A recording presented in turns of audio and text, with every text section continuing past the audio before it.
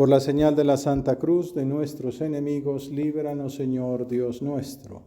En el nombre del Padre, y del Hijo, y del Espíritu Santo. Amén. Señor mío y Dios mío, creo firmemente que estás aquí, que me ves, que me oyes. Te adoro con profunda reverencia. Te pido perdón de mis pecados y gracia para hacer con fruto este rato de oración. Madre mía, Inmaculada, San José, mi Padre y Señor, Ángel de mi guarda, intercedan por mí. Celebramos un evento revelado por el arcángel San Gabriel cuando se le apareció a la Virgen María. Recordemos que la saludó con las palabras: alégrate, llena de gracia, el Señor está contigo. Unas palabras llenas de contenido, haire que haritomene en griego, vienen escritas así en el Evangelio de San Lucas. Tan profundas que la misma Virgen, dice el evangelista, se turbó grandemente ante estas palabras y se preguntaba qué saludo era aquel.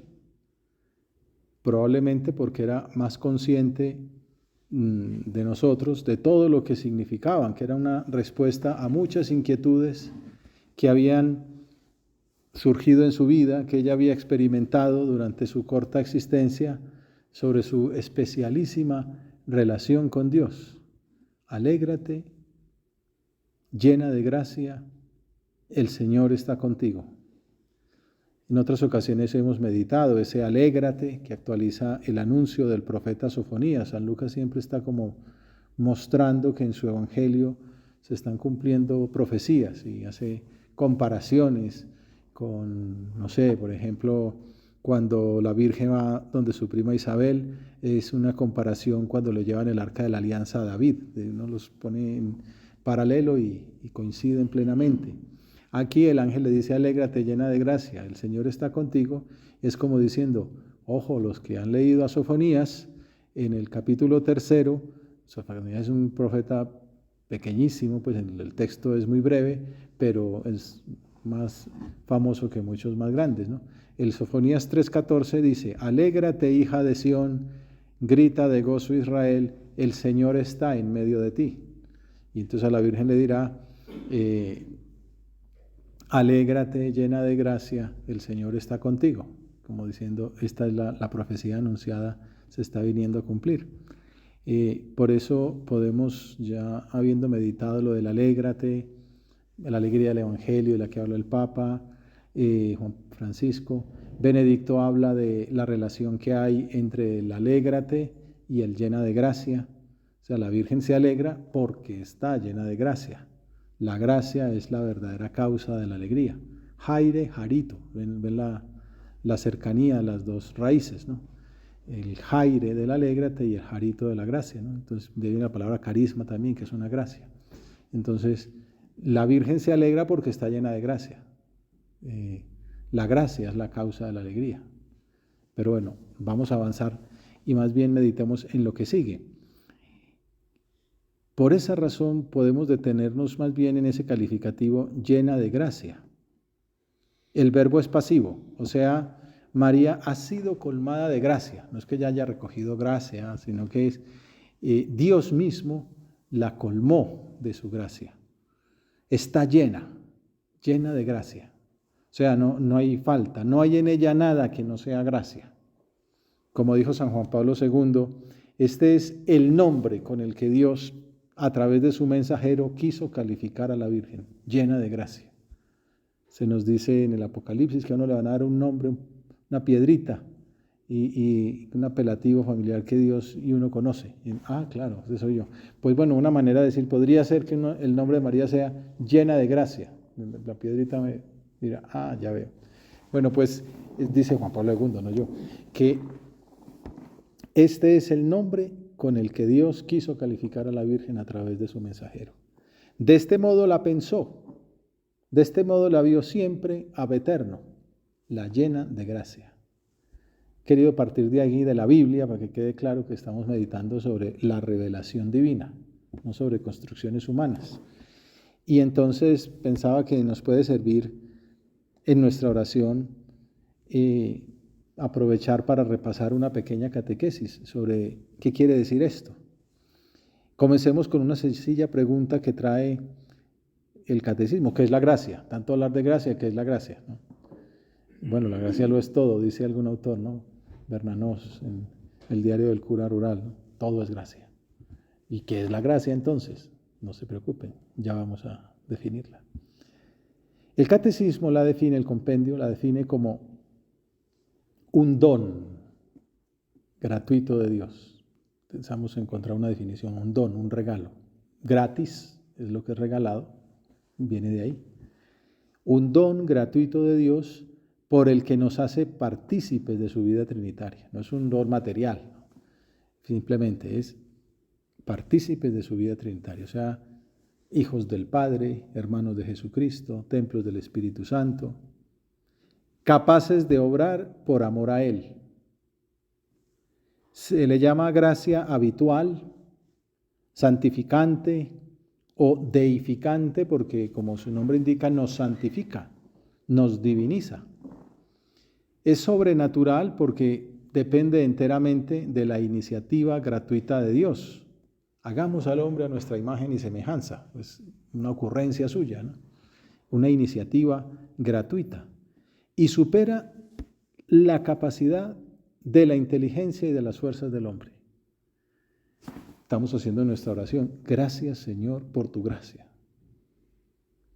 Cuando San José María le da gracias a Dios por lo que ha recibido, agradece esto, la gracia de Dios.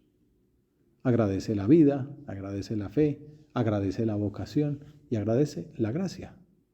Porque eso no hemos hecho méritos, ¿no? Obviamente hemos correspondido, pero la iniciativa es totalmente suya. Supera la capacidad de la inteligencia y las fuerzas del hombre. El hombre busca ser feliz. Todo hombre por naturaleza busca ser feliz, dice el filósofo. Nosotros los cristianos tenemos la clave para lograrlo. El pobre hombre lo busca por aquí, por allá, en todo tipo de placeres, tratando de encontrarla y no lo termina de encontrarla. Nosotros tenemos la respuesta. Alégrate por la gracia. La Virgen es la más alegre porque está llena de gracia. El mundo nos diría que no porque no puede hacer locuras, ¿no? Dice, no, pues poder sí puedo, pues que no quiero, es que quiero estar con Dios. Y entonces esa es mi alegría, la alegría de corresponder a la gracia. Entonces, la festividad del 8 de diciembre de la Inmaculada Concepción de María, que vamos a ver, al llegar hacia allá, es la festividad del ejemplo, del modelo, de la alegría que buscamos. La respuesta a nuestras inquietudes, a nuestros interrogantes más profundos. ¿Dónde está tu alegría? En la gracia de Dios. Supera la capacidad de la inteligencia y de las fuerzas del hombre. Esto se relaciona un poco con lo de San Pablo, ¿no? Ni ojo vio, ni oído vio las maravillas que Dios tiene preparadas para aquellos que le aman. Luego el demonio lo que busca es como un espejo, pero un espejo roto y viejo y, ¿no?, distorsionante, ¿no?, que quiere mostrar, quiere ofrecernos una alegría alternativa, pero todos sabemos que es un engaño y que la alegría pues del placer, del pecado, no comienza y ya termina, mientras que la alegría de estar con Dios es eterna, la alegría de la Virgen. Alégrate, María, la alegría del Evangelio, la alegría de los cristianos, la alegría de ser hijo de Dios. Escapa, por tanto, a nuestra experiencia, concluye el catecismo. Y entonces, ¿qué tiene de especial el caso de María con respecto a la gracia? Podríamos preguntarnos. ¿Por qué tanto énfasis en esas palabras del ángel? Llena eres de gracia. Y entonces, bueno, para explicarlo, para entender la fiesta, o para ahondar en ella, hace falta remontarse al inicio del Génesis, donde se revela un misterio que para el hombre siempre es un punto de dolor, ¿no? Un obstáculo, un escándalo. El problema del mal, el problema del sufrimiento, el problema del dolor, de la muerte, de la injusticia. ¿Por qué Dios permite esas cosas? ¿No? Se pregunta el hombre frente a Dios. Bueno, la respuesta es, Dios no es el culpable. Se debe a que las primeras criaturas usaron mal el don infinito de Dios, que es la libertad. Dios no quería esclavos, Dios quiso hijos libres que si querían amarlo era porque les daba la gana, no porque estaban obligados.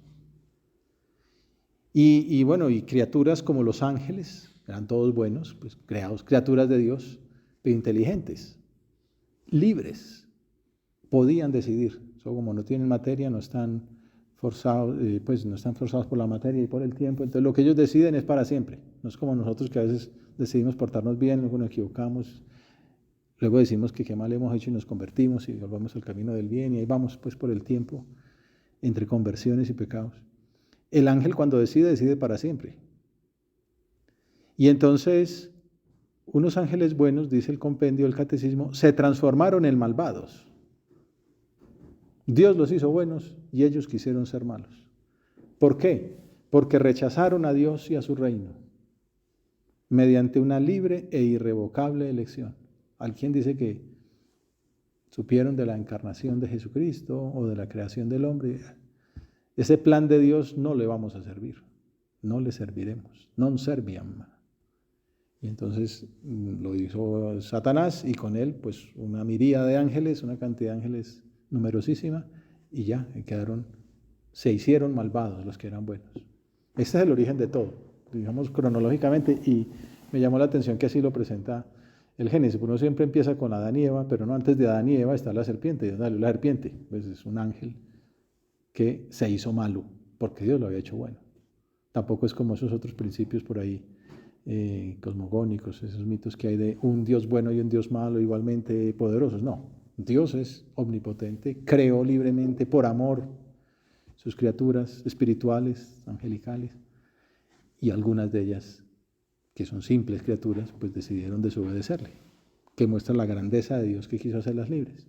Se hicieron malvadas, pero entonces en ese odio, en esa envidia que sienten por Dios, entonces deciden atacar esa criatura material creada a imagen y semejanza de Dios como culmen de la creación, el ser humano, el hombre y la mujer. Entonces, en su maldad, estos ángeles rebeldes asociaron a Adán y Eva en su rebelión contra Dios. No basta con yo ser malo, quiero que muchos sean malos, ¿no? Y es como el trabajo del diablo a lo largo de la historia. Dice el compendio que dejaron apagarse en su corazón la confianza hacia su Creador. Adán y Eva, movidos por la tentación diabólica, dejaron apagarse en su corazón la confianza hacia Dios. Confiaron más en el diablo que en Dios. Parece una locura, ¿verdad? Y lo es. Y es lo que hacemos tú y yo cuando pecamos. Confiar en el diablo. Todo esto nos ayuda a pensarlo, decir, mi vida debe ser confiar en Dios. No dejar apagar en mi corazón la confianza hacia Dios. Dame, hijo mío, tu corazón. En consecuencia, al dejar apagar en su corazón la confianza hacia su Creador, perdieron inmediatamente para sí y ay de nosotros, para todos sus descendientes, la gracia, perdieron la gracia. Hemos hablado de la gracia, la maravilla de la gracia, el don de Dios incalculable, la felicidad. Lo perdieron por hacerle caso al diablo, por desconfiar del que los había creado, el que los había amado, el que les había echado todo. Y entonces el misterio de ese pecado es que no solo perdieron ellos la gracia, sino que como eran el origen de la raza humana, de la especie humana, todos los hombres en adelante también perdieron ese don. Perdieron inmediatamente para sí y para todos sus descendientes la gracia de la santidad y de la justicia originales. Esa pérdida es nada más y nada menos que el pecado original, en el que todos los hombres nacemos. Todos nacemos con pecado original, que es ese estado de privación de la santidad y de la justicia originales. El catecismo explica que es un pecado contraído, no cometido, que se transmite con la misma naturaleza humana. Por el hecho de ser hombre, nace uno ya, pues ya viene con el pecado. Agrega que es un misterio que no podemos comprender plenamente, un tema de mucho estudio. Por si alguien está pensando que el tema de nuestra meditación está demasiado lúgubre para una solemnidad, podemos considerar también que poco después del pecado y del castigo, el mismo Dios anunció un motivo de esperanza. Génesis 3, capítulo 3 del Génesis, ahí las primeras paginitas de la Biblia.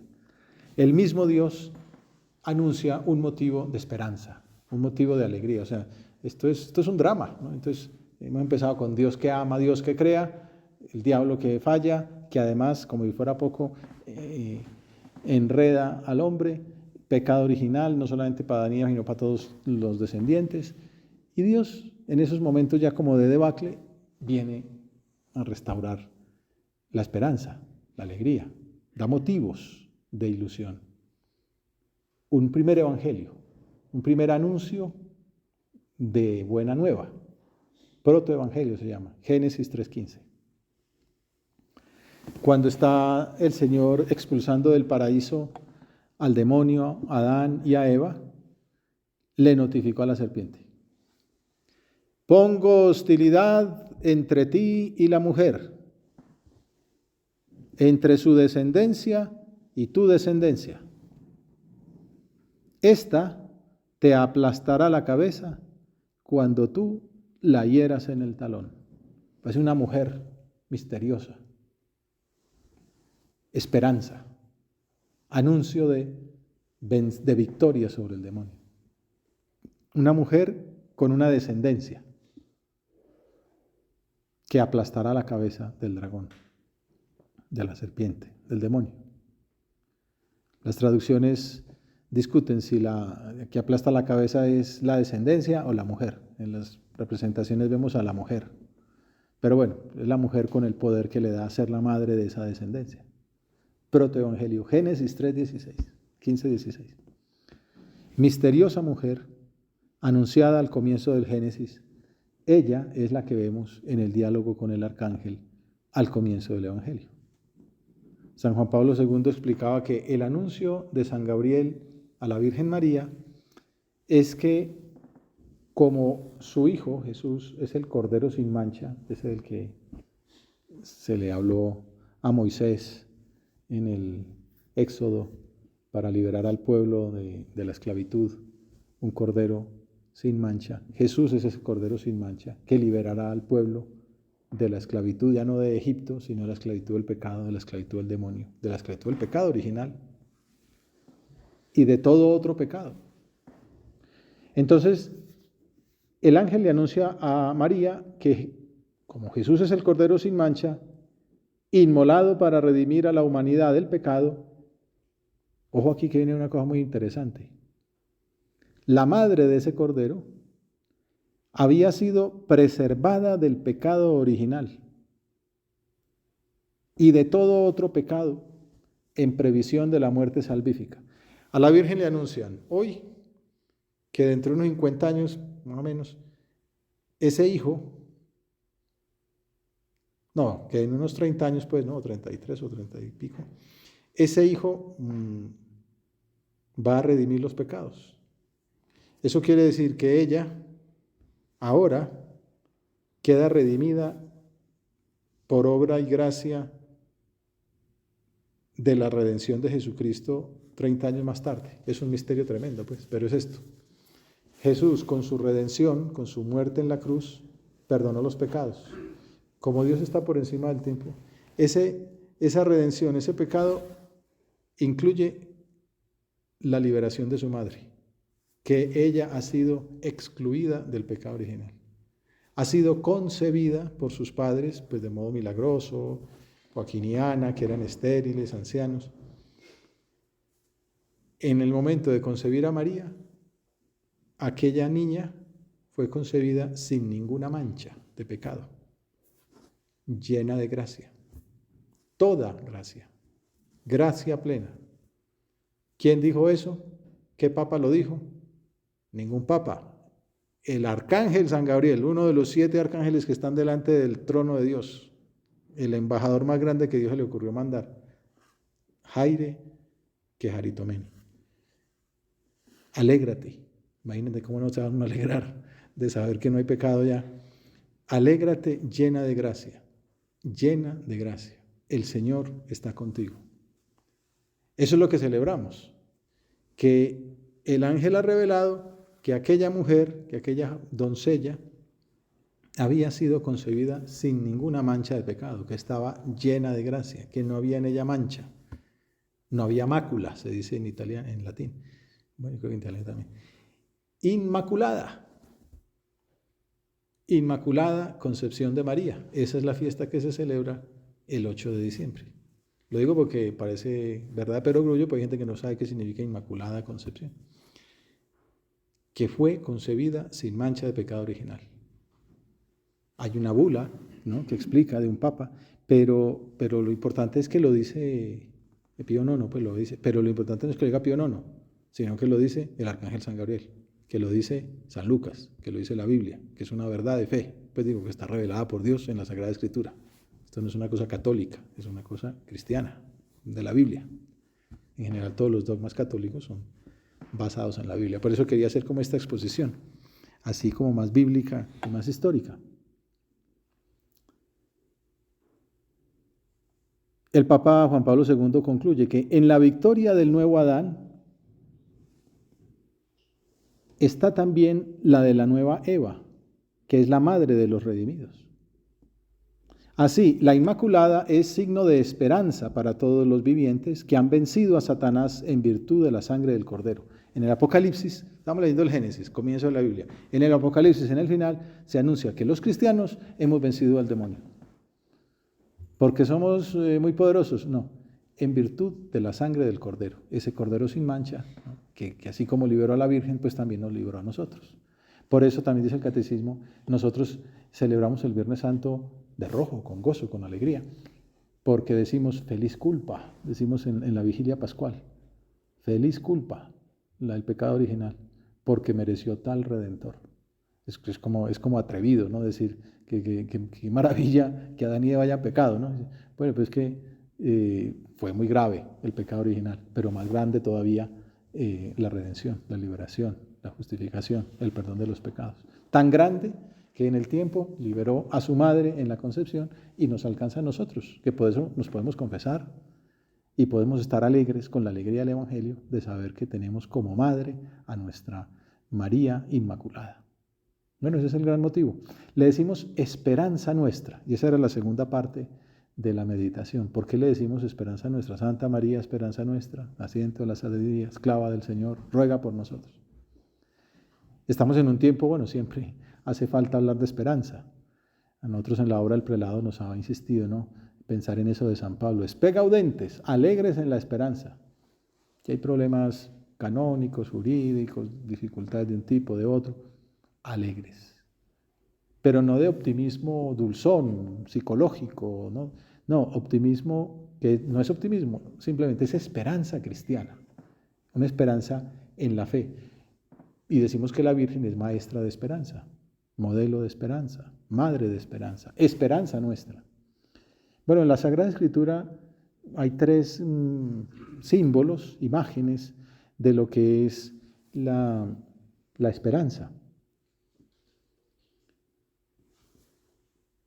Una de ellas es el yelmo, otra es el ancla y otra es la lámpara. Aparecen en el Evangelio, en los textos de San Pablo. Pensemos en el yelmo, en el casco. Pensaba que las meditaciones a veces también tienen como un papel, ya dije catequesis, pero también casi que pedagógico. Pues, por ejemplo, el casco es muy importante. Estoy hablando con un amigo en la bicicleta, por favor, todos los que me escuchan, pónganse el casco cuando monten bicicleta, porque es que es muy peligroso. Pues bueno, es lo que también dice el apóstol, pónganse el casco, el yelmo, pero no simplemente para prevenir las lesiones, sino el yelmo de la salvación. ¿Qué quiere decir? Él habla de unos signos de batalla, ¿no? También habla de de los zapatos y habla del escudo y de la coraza, que son imágenes muy poderosas que habla de la vida espiritual como una batalla, ¿no? Y precisamente el diablo también, pues como ataca, hay que defenderse. San Miguel tiene su escudo, su espada y tal. El yelmo de la salvación. El yelmo protege la cabeza. Esto me baso en un exégeta italiano, se llama Rossini, que, bueno, resumidamente dice, es cuidar la cabeza, cuidar el cerebro, cuidar los pensamientos. La esperanza nos protege, dijéramos, de los pensamientos negativos, de los pensamientos, de las preconcepciones, y es dejarse poner, así como la Virgen decíamos que ella recibió la gracia, llena eres de gracia, Dios te colmó de gracia, también el verbo de San Pablo dice, dejémonos, como dijéramos, acojamos el casco que Dios nos entrega, el yelmo de la salvación, recibámoslo. Subraya que se trata de una donación, invita a valorarlo como recibido, con actitud favorable.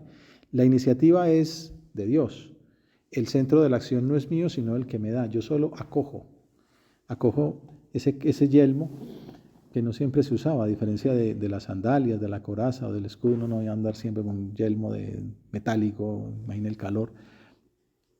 Protegía la parte más importante del cuerpo, que en esta lucha espiritual, imagínense la importancia, y simboliza el pensamiento, la psique, el ánimo, defender el propio pensamiento, porque de allí es de donde vienen todos nuestros problemas. Lo que verdaderamente decide nuestra felicidad, dice Rossini, mucho más que el bienestar físico, es la interpretación que le damos a nuestra vida, nuestros pensamientos, cómo afrontamos la vida.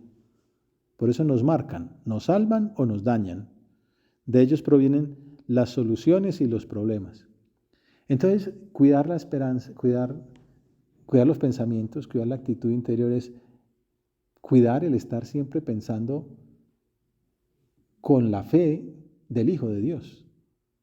María tiene mucha relación la esperanza y la fe. María, cuando visita a su prima Isabel, ella le dice, bienaventurada tú que has creído, porque se te cumplirán las promesas que te hizo el Señor. Y bueno, la esperanza de María, el culmen es el Viernes Santo. Porque uno que no, que será la Madre de Dios y su reino no tendrá fin, pues bueno, cualquiera dice que sí.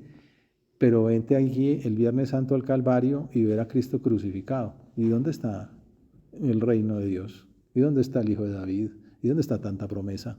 Pues como dirían ellos, pues que venga David y lo salve, que venga Elías y lo salve, que se baje de la cruz y es tan poderoso.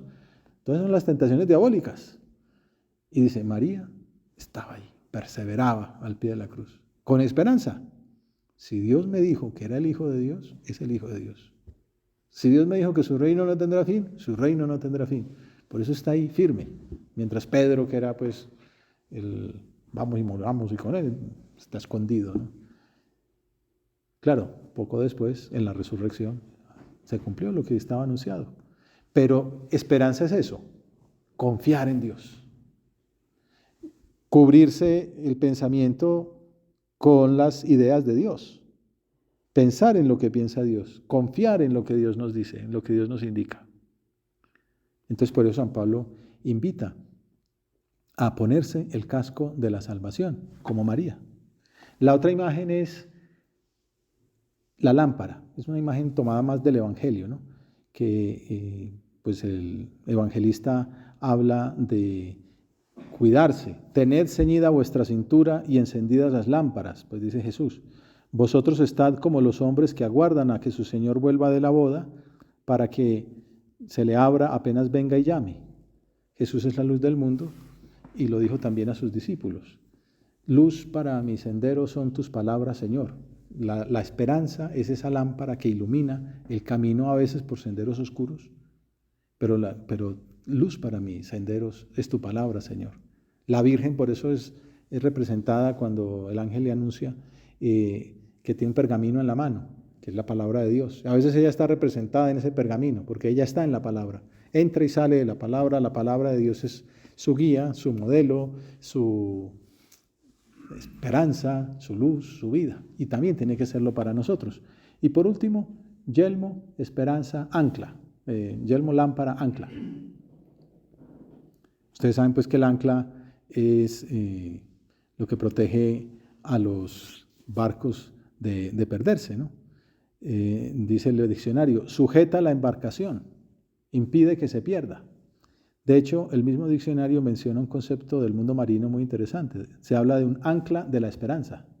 El ancla de la esperanza es un ancla muy grande que se utiliza en casos extremos, cuando se ve que a pesar de todo, tiren el ancla de la esperanza. Entonces ahí ya se aferra. Pues bueno, el ancla en el sentido cristiano no es tirarla al fondo del mar, ¿no? Sino el ancla está en el cielo. Se habla del ancla cuando Jesús sube a los cielos. Entonces dice, tenemos nuestra ancla ya en el cielo. La cabeza de este cuerpo, que es la iglesia, Cristo es nuestra cabeza, nosotros somos el cuerpo y la cabeza está en el cielo, estamos anclados al cielo. Y la Virgen Santísima, después de su muerte, pues también fue asunta al cielo. Cristo subió por sus propios medios como Dios, la Virgen fue subida por el Señor. Entonces, son como tres figuras que nos ayudan a entender esta virtud y que en la fiesta de la Inmaculada Concepción de María, pues nos pueden servir de luz, de guía para nuestro camino. Acudamos a la Virgen Santísima, Madre nuestra, Inmaculada, y pidámosle que nos ayude a crecer en esa virtud teologal de la esperanza, para que verdaderamente sea para nosotros el yelmo de la salvación, el ancla fija en el cielo y la lámpara que nos ilumina el camino. Te doy gracias, Dios mío, por los buenos propósitos, afectos e inspiraciones que me has comunicado en esta meditación. Te pido ayuda para ponerlos por obra. Madre mía Inmaculada, San José, mi Padre y Señor, Ángel de mi guarda, intercedan por mí.